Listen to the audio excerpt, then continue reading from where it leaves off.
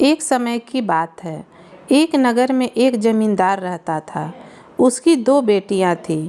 वह अपनी दोनों बेटियों से बड़ा प्रेम करता था। एक दिन अचानक उसकी पत्नी बहुत बीमार हो गई। वह अपने पति से कहने लगी, सुनो जी, अगर कल को मुझे कुछ हो गया तो अब दूसरा विवाह मत करना। मेरी बच्चियों को कोई माँ वाला प्यार नहीं दे पाएगा। जमींदार बोला, अरे पगली, तुझे क्या होगा? तुझे कुछ नहीं होगा।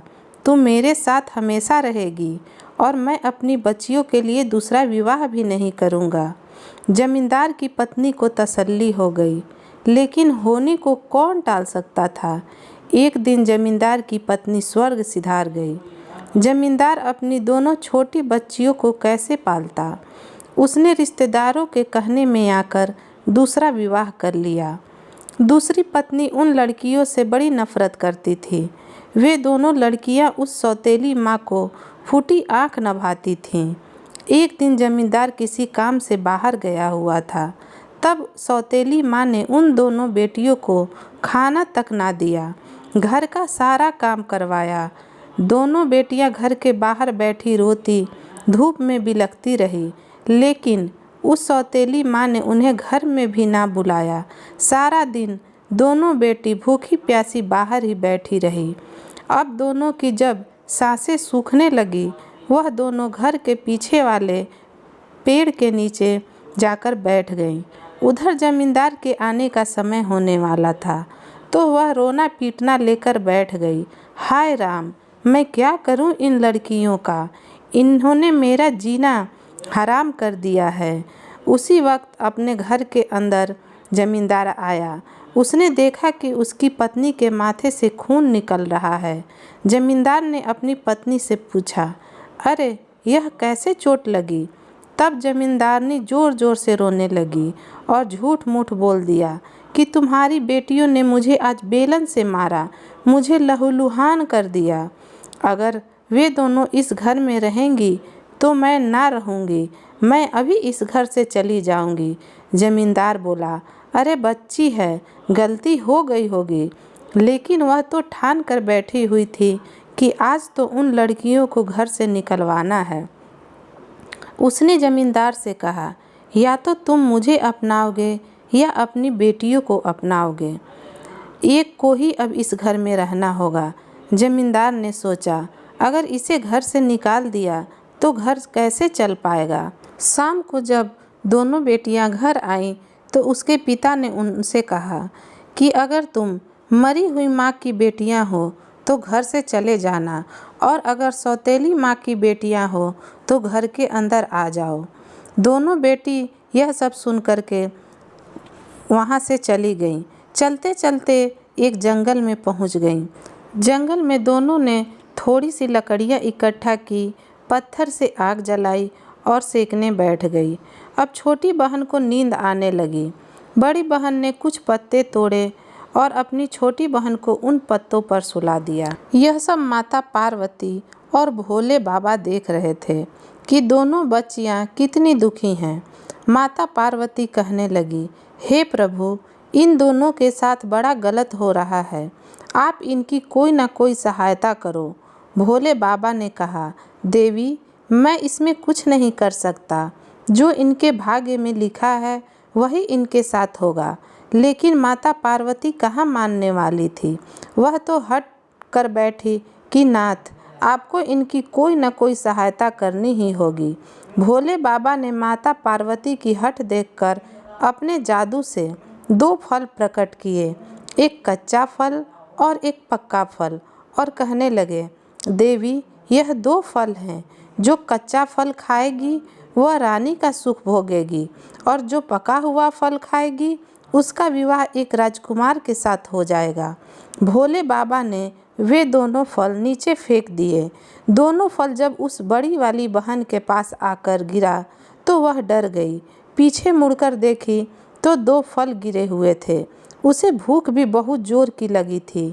उसने वे दोनों फल उठाए और सोचने लगी कि पका हुआ फल अपनी छोटी बहन के लिए रख देती हूँ और कच्चा फल खुद खा लेती हूँ। उसने कच्चा ही फल खा लिया और पका हुआ फल अपनी बहन के लिए रख दिया। थोड़ी देर बाद उसे भी नींद आ गई। अब छोटी बहन उठ गई। उसने जब पका हुआ फल देखा तो उससे रहा न गया। उसने वह सारा फल खा लिया, लेकिन सारा फल खाते ही उसे याद आया कि सारा फल तो मैंने खा लिया, मेरी बहन भी तो भूखी होगी। अपनी बहन के लिए मैं फल लेकर आऊँगी। वह भी अब अपनी बहन के लिए फल लेने जंगल में चलने लगी। चलते चलते वह बहुत आगे निकल गई, लेकिन उसे फल कहीं नहीं मिला। उसने सोचा, मैं तो बहुत दूर आ गई, मुझे अपनी बहन के पास वापस जाना चाहिए, वह मुझे ढूंढ रही होगी। वह जब वापस जाने लगी तो यह भूल गई कि वह कौन से रास्ते से आई थी। दो राह रास्ते में समझ ही नहीं आ रहा था कि कौन से डगर पर जाऊं। बेचारी गलत राह पर निकल पड़ी और चलते चलते एक गांव में पहुंच गई। उस गांव में कुछ घर बने हुए थे, लेकिन सभी घरों के दरवाजे बंद थे। वह बड़ी हैरान हुई। आगे चली तो उसे एक बूढ़ी माई मिली। बूढ़ी अम्मा कुछ बकरियों को चरा रही थी। वह उन बूढ़ी अम्मा से बोली, माँ, क्या मुझे एक रात यहाँ रहने का स्थान मिल सकता है? बूढ़ी अम्मा रोने लगी, बोली, नहीं बेटी, मैं तेरी मृत्यु का कारण नहीं बन सकती हूँ, तू यहाँ से जल्दी चली जा। पूछने लगी, अम्मा, ऐसा क्या है जो आप मेरी मृत्यु का कारण बन जाओगी? तब बूढ़ी अम्मा ने रोते रोते सारी बात उस लड़की को बताई कि बेटी, यहाँ एक दानव रोज रात को आता है और किसी न किसी गांव वाले को उठाकर खा जाता है। एक दिन सभी गांव वालों ने विनती की कि हे दानव, हम रोज़ तेरे लिए भोजन का प्रबंध कर दिया करेंगे, तुम ऐसे किसी को भी उठाकर मत खाया करो। उस दिन से रोज़ एक आदमी उस दानव का निवाला बन जाता है। आज मेरी बारी है। जब वह मेरे घर आएगा और साथ में तुझे देखेगा तो वह तुझे भी नहीं छोड़ेगा। बेटी, मैं तो इसलिए रो रही हूँ। लड़की कहने लगी, अम्मा, बस इतनी सी बात, चिंता ना कर, आ मेरे साथ। दोनों बूढ़ी माँ के घर चली गईं। लड़की ने कहा, माँ, मुझे थोड़ी सूखी घास और कुछ दही चाहिए। बूढ़ी माँ बोली, अरे बेटी, घास तो मेरे घर के पीछे बहुत पड़ी हुई है, और रही बात दही की, तो दही भी मेरे घर में बहुत सारा है, सारा सामान तुम्हें यहीं मिल जाएगा। अब तो लड़की ने घास इकट्ठा की और उसकी एक लंबी सी चोटी बना दी। उस दही को इकट्ठा करके घर में रख लिया।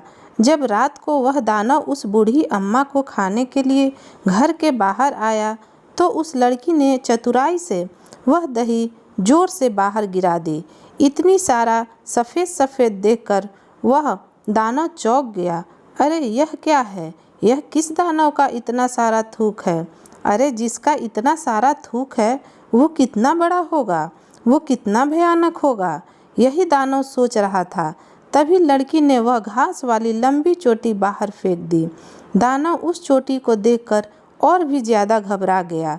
जिसकी इतनी बड़ी चोटी, वह दानव कितना बड़ा होगा, वह तो मुझे ज़रूर खा जाएगा। दानव यह सारी बातें सोच ही रहा था कि लड़की अपनी आवाज़ को थोड़ा मोटा करके बोली, अरे ओ बुढ़िया, तुझे खाने से मेरा पेट नहीं भरेगा, मुझे और भोजन चाहिए। बुढ़िया कहने लगी, अरे दानव, तू मुझे छोड़ दे, तूने मेरी सारी बकरियां खा ली, अब मुझे भी खा लेगा, तब भी तेरा पेट नहीं भरेगा। अगर तेरा पेट नहीं भर रहा है तो थोड़ी देर में एक छोटा दानव मुझे खाने के लिए आएगा, तू उसे भी खा लेना, तब तो तेरा पेट भर ही जाएगा।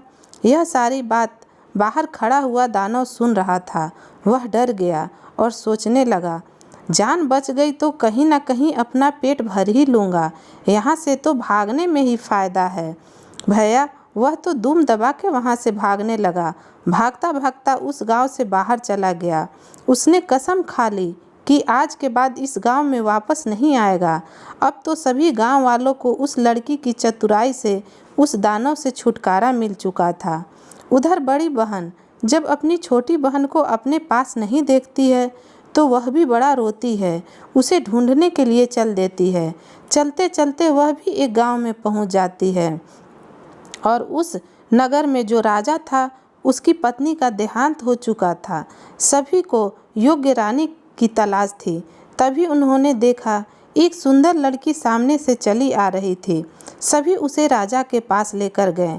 राजा को वह लड़की बड़ी पसंद आई। उन्होंने उससे विवाह कर लिया। अब तो बड़ी बहन रानी बन गई थी। उसे हर प्रकार की सुख सुविधा मिल चुकी थी।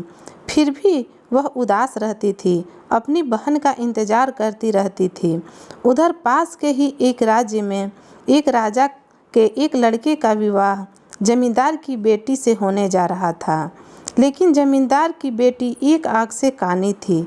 तो जमींदार को घबराहट होने लगी कि कहीं राजकुमार मेरी बेटी से विवाह करने मना न कर दे। वह इसी चिंता में था कि उसे एक युक्ति सूझी कि कहीं से एक लड़की को खोजा जाए और उससे राजकुमार का विवाह करा दिया जाए। जब विदाई का समय आएगा तो अपनी बेटी को डोली में बिठा दूंगा। खोजते खोजते वे लोग उस बुढ़िया के घर चले गए और उस सुंदर लड़की को वहां से ले आए। जमींदार ने जब उस लड़की को देखा तो उसे समझ में आ गया कि हाँ, यही ठीक रहेगी, इसी से राजकुमार का विवाह करा देंगे। अब तो राजकुमार विवाह करने आ गया। उधर जमींदार ने उस लड़की को सजा धजा के वहाँ पर बैठा दिया। विवाह भी अच्छे से हो गया। लेकिन जब राजकुमार उस लड़की के पास बैठा हुआ था तभी उस लड़की ने उसके रुमाल पर सारी बातें लिख दी और उसकी जेब में वह रुमाल डाल दिया। जब राजकुमार ने खाना खाया और हाथ धोने पहुंचा तो वह रुमाल निकाला तो उस पर वह सब लिखा हुआ पढ़ लिया। उधर विदाई की तैयारी होने लगी और जमींदार ने उस लड़की को कुछ पैसे देकर वहां से भगा दिया कि आज के बाद यहाँ दिखाई मत देना, और अपनी बेटी को तैयार करके राजकुमार के साथ विदा कर दिया। जब वह लड़की महल में आई और राजकुमार ने उसे देखा तो वह समझ गया कि यह तो वह लड़की नहीं हो सकती। उसने उस कानी लड़की को जमींदार के घर भिजवा दिया और मैं इसे अपने साथ नहीं रह सकता बोला। जमींदार यह सारी बात लेकर राजा के पास गए कि राजा साहब, मेरी बेटी को न्याय दो। इसका विवाह राजकुमार के साथ किया है और अब राजकुमार इसे अपने साथ नहीं रखना चाहता। राजकुमार को भी राजसभा में बुलवाया गया। तब राजकुमार ने वह रुमाल पर लिखी हुई सारी बात राजा को सुनाई।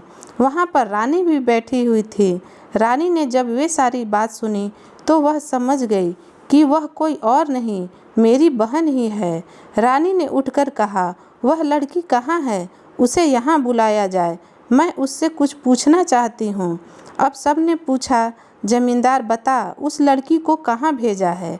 जमींदार ने बता दिया कि एक बुढ़िया के पास उस लड़की को हमने देखा था, शायद वहीं पर होगी। राजा ने अपने कुछ सैनिक बुढ़िया के पास भेजे और उस लड़की को वहाँ से बुलवा लिया। जब लड़की सभा में आई तो उसे रानी ने देखते ही पहचान लिया कि यह तो मेरी बहन है और उसके गले लग गई। उसके बाद जमींदार को कारागार में डाल दिया गया और उस लड़की का विवाह राजकुमार के साथ दोबारा से करा दिया गया। अब सब हंसी खुशी से रहने लगे। आपको यह कहानी कैसी लगी कमेंट में ज़रूर बताइएगा। अगर अच्छी लगी हो तो वीडियो को लाइक और चैनल को सब्सक्राइब ज़रूर कीजिएगा। राधे राधे।